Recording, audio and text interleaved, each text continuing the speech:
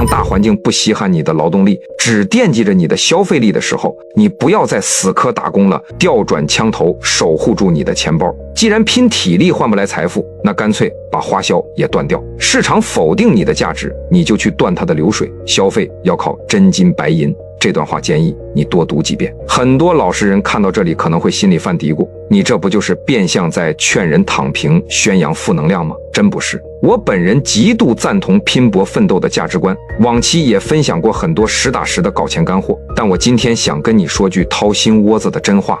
无脑的努力在这个时代就是慢性自杀。真正聪明的人永远懂得龙潜在渊，待时守势的道理，尤其是那些每天一睁眼就满脑子焦虑，闭上眼还在疯狂内耗，反思自己是不是哪里做得不够好的打工人，醒醒吧！时代的底层逻辑早就彻底变了。如果你还抱着10年前那种只要我够拼命就一定能过上好日子的旧思维去跟现实硬刚，最后的下场大概率是身体废了，钱没存下，心还碎了一地。咱们得清醒地承认一个极其冷酷的现实，现在的劳动力市场真的开始不识货了。不管你是名牌大学毕业的硬核高材生，还是在行业里摸爬滚打了10年的老法师，在大环境的算盘珠子里，你可能只是一个随时可以被低价替换的成本差价。35岁的生存红线死死卡在那里，无休止的加班成了潜规则，而卡里的薪水涨幅永远追不上超市里的物价。你的劳动力被挑肥拣瘦，无限压价，甚至被嫌弃。可最荒诞、最黑色幽默的场景，恰恰发生在你下班之后。当你拖着快要散架的身体窝在出租屋的床上，打开手机时，整个世界瞬间换了一副极其温柔的面孔。直播间里的网红主播一口一个家人，叫得比谁都亲，购物软件比你妈还懂你，精准地给你推送着各种精致生活的标配。所有的节假日和营销广告都在变着花样地对你进行心理按摩。你天天这么辛苦，必须得买点好的，对自己好一点。你发现这里的逻辑死结了吗？他们不需要你干活，但他们非常需要你掏钱。他们否定你作为生产者的价值，却疯狂抬高你作为消费者的地位。你白天的汗水一文不值，你晚上的钱包却成了他们的救命稻草。这种把人当成两头挤压的耗材的生存结构，才是你每天精神内耗、活得极其拧巴的真正根源。很多打工人在职场受挫、收入下滑后的第一反应是习惯性的从自己身上找原因。我是不是还不够内卷？我是不是该再去考几个证？我是不是得把姿态放得更卑微一点？听我一句劝，当风向彻底不对的时候，逆风硬跑，你只会活活累死在半路。如果一份工作已经让你每天一想起来就生理性作呕，拿到的薪水只够交个房租、吃个外卖，每个月还得搭进去一张让人心惊肉跳的体检报告，那这种死磕就没有任何商业价值。你以为你是在积攒经验，其实你只是在透支自己的生命去填补别人公司的财务报表。精神内耗的本质是你还在试图用高期待去对抗低现实。你期待努力就能拿到对等的回报，期待老板和资本能大发慈悲，期待生活能自动变好。但当大环境已经明确把劳动力不值钱这几个字拍在你脸上的时候，作为普通人，你最该做的不是去自证清白，去证明自己有多优秀，而是要一脚踩下刹车，立刻转入战略防御模式。既然拼体力卖命换不来阶层跃迁的财富，那咱们就彻底掀翻桌子，换个玩法。市场否定你的生产价值，你就去断掉它的消费流水。这绝对不是在赌气，这是在丛林社会里最高级的生存智慧。你得想明白，资本在这个世界上最害怕的是什么？他们从来不怕你不努力加班，因为后面多的是嗷嗷待哺的替代品。资本最害怕的是你们这群打工人突然变聪明了，彻底不消费了。当大家都不再为了所谓的社会面子、伪精致以及人工制造的仪式感去盲目买单时，那个针对普通人精心设计了上百年的收割闭环就彻底干涸了。想要从这个该死的轮子上跳下来，守护住你的钱包，在接下来的生活里，你必须冷酷地执行这3件事。第一，坚决斩断所有的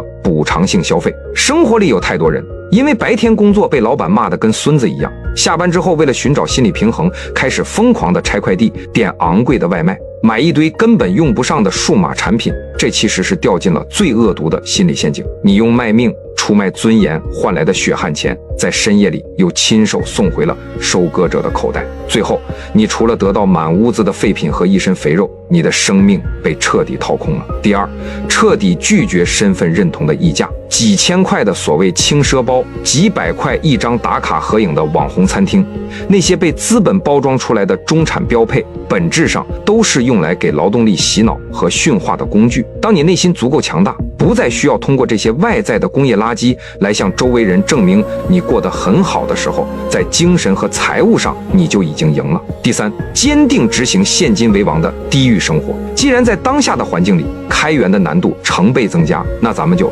退而求其次，把节流做到极致，把所有不必要的欲望通通砍掉，把真金白银死死地留在自己的手里。当你手上的现金储备足够让你不工作也能滋润地活上2-3年的时候，你面对那些恶心的职场霸凌和 PUA 时，你才真正拥有了挺直腰杆，随时掀桌子走人的硬核底气。最要命也是最需要你提防的一点是，现在市面上90%的消费都在诱导你进行底层透支，信用卡、各种互联网借贷分期，他们在用最温柔的声音在耳边魔鬼般的低语。虽然你现在赚的少，但你可以先享受生活啊！这简直是杀人不见血的软刀子。当你签下那些分期协议，透支未来的时候，你其实是把自己未来几年最宝贵的劳动力提前以极低的价格打包卖掉了。你亲手给自己戴上了债务的奴隶枷锁，所以你后来才变得越来越懦弱，不敢辞职，不敢反抗，只能在无尽的焦虑中眼睁睁看着自己慢慢枯萎。没有真金白银，就坚决不消费。当你主动断掉这些流向市场的流水，你会震惊地发现，你的生活其实根本不需要那么多花里胡哨的东西。那些所谓的生活必需品，90%不过是广告和算法强行塞进你脑子里的信息垃圾。有人可能会站在宏观的角度道德绑架你，如果大家都不消费了，那经济不就更不好了吗？对不起，那是宏观层面的博弈。作为普通的个体，在风浪来临的时候，我们首先要考虑的是自己和家人如何在这个世界上安全地活下去，如何尽量体面有尊严地活下去。当市场不再给予劳动者应有的尊重，当你的付出和回报严重失衡的时候，捂紧钱包拒绝买单就是我们手里唯一的也是最强大的选票。当你不再为了买那个昂贵的电子产品而主动去加那个没意义的班，当你不再为了维持虚荣的社交而强颜欢笑，你会发现你的身体变好了，你的精神内耗竟然奇迹般的消失了，因为你不再是一个被两头挤压的耗材，你成了一个有防御能力的独立个体。这个时代最清醒的活法，不是去当那个冲锋陷阵的牛马，而是做一个看透规则的守财奴。守护的不仅是钱，更是你的精气神，是你的选择权，是你抵御不确定的底气。既然大环境不稀罕你的汗水，那你就把汗水收起来，去浇灌你自己的小花园。既然他只惦记你的钱包，那你就把钱包捂紧，让他看得到摸不着。别再为了一份不值当的工作自我怀疑了，调转枪头向内求索。当你学会了断掉那些无谓的流水，你会发现原来站着生活真的不需要花那么多钱，把自己立起来，把钱留下来，这才是最硬的道理。